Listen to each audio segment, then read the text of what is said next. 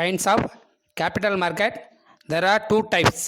First one is primary market, second one is secondary market.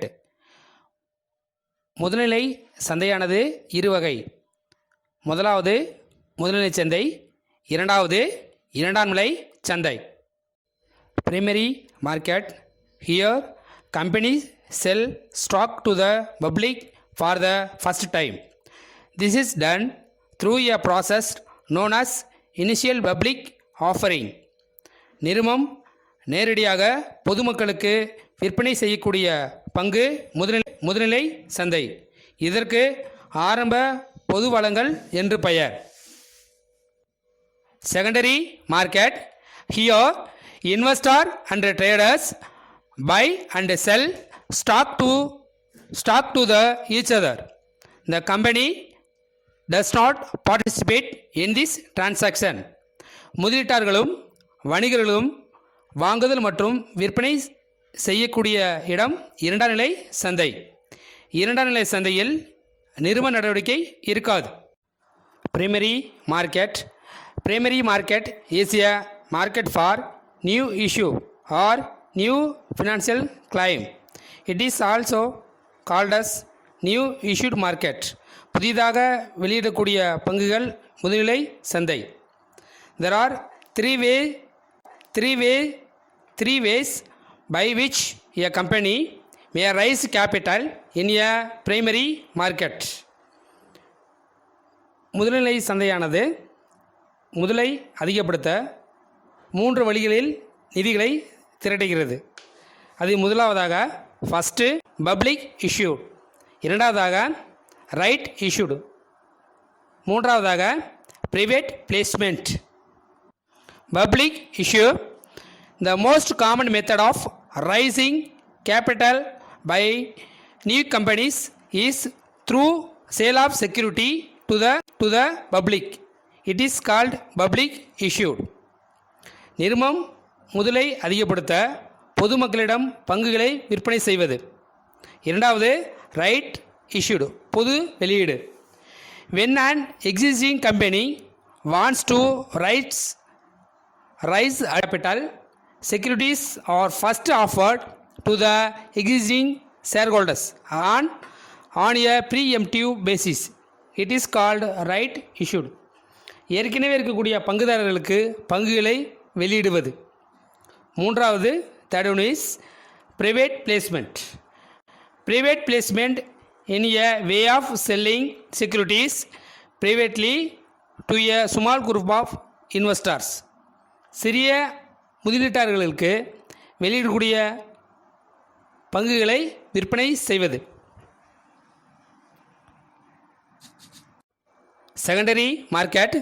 Secondary market may be defined as the market for old securities in the sense that security which are previously issued in the primary or trader here. ஏற்கனவே முதல்நிலை சந்தையில் வெளியிடப்பட்ட பங்குகளும் பழைய பிணையங்களும் விற்பனை செய்யக்கூடிய இடம் இரண்டாம் நிலை சந்தை. Functions and importance of capital market.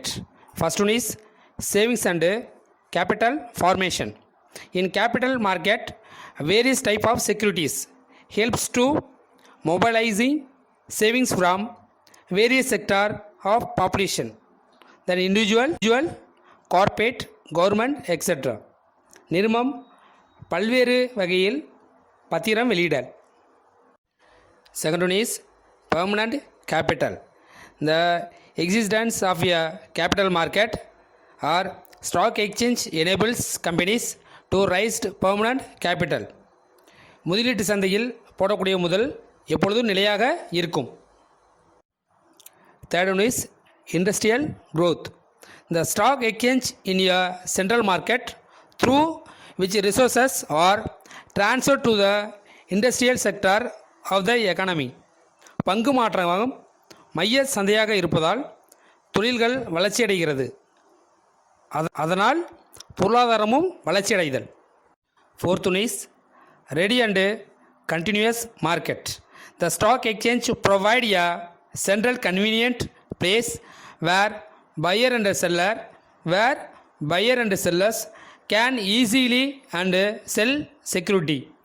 பங்கு மாற்றகம் இடங்களை தேர்வு செய்து வழங்குவதால் விற்பனையாளர்களும் வாங்குவோர்களும் எளிதாக பிணையங்களை மாற்ற முடிகிறது.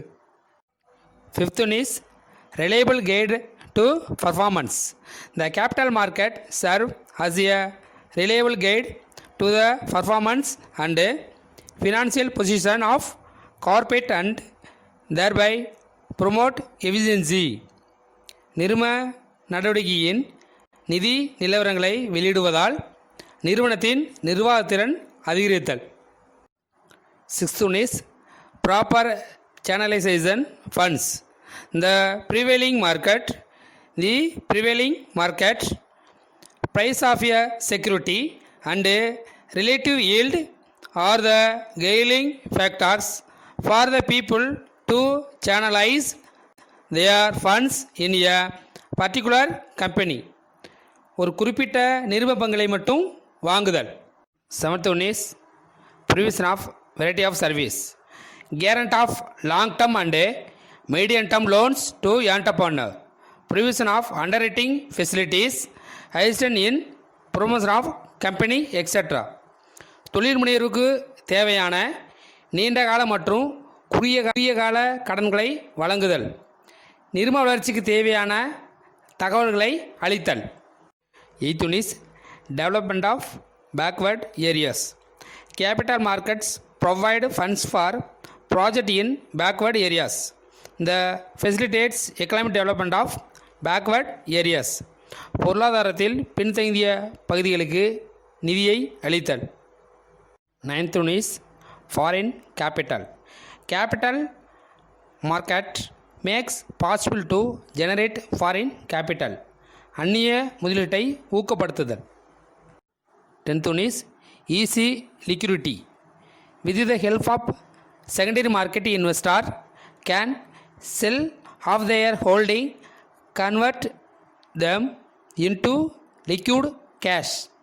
இரண்டாம் நிலை சந்தையில் பங்குகளை விற்பதன் மூலம் எளிதாக ரொக்கமாக மாற்றுதல். New financial institutions. First one is venture fund institutions.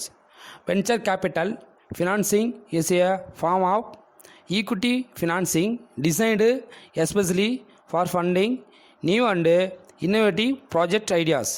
Venture capital funds bring into force the high technology projects which are converted into commercial production. துணிகர முதலீடு என்பது புதிதாக தொடங்கக்கூடிய வியாபாரத்தில் முதலீடு செய்வது. இந்த திட்டமானது மக்களுக்கு பயன் தரக்கூடிய திட்டமாகும். Second one is mutual funds. Financial institutions that provide facilities for channelizing savings of small investor into avenue of productive investment are called mutual funds. சிறிய முதலீட்டாளர்கள் முதலீடு செய்வது பரஸ்பர நிதியகம். Third one is factoring institutions. The factoring institutions collect the book debts for and on behalf of its client. வாடிக்கையாளரிடமிருந்து ஏட்டுக்கடனை வசூல் செய்வது இதன் நோக்கம். Fourth one is over the counter exchange of India. The OTCEI was set up by a premier financing institutions to allow the trading of security across the electronic counters throughout the country. இந்திய உடனடி பங்கு மாற்றம் என்பது மின்னணு மூலம் எல்லையை தாண்டி விற்பனை செய்யக்கூடிய பங்கு வர்த்தகம். Fifth one is National Stock Exchange of India Limited. The exchange aim at providing the advantages of nationwide electronic screen-based screenless and poreless trading system in securities. இந்திய தேசிய பங்கு மாற்றம் என்பது மின்னணு திரை மூலம் விற்பனை செய்யக்கூடிய வணிகம்.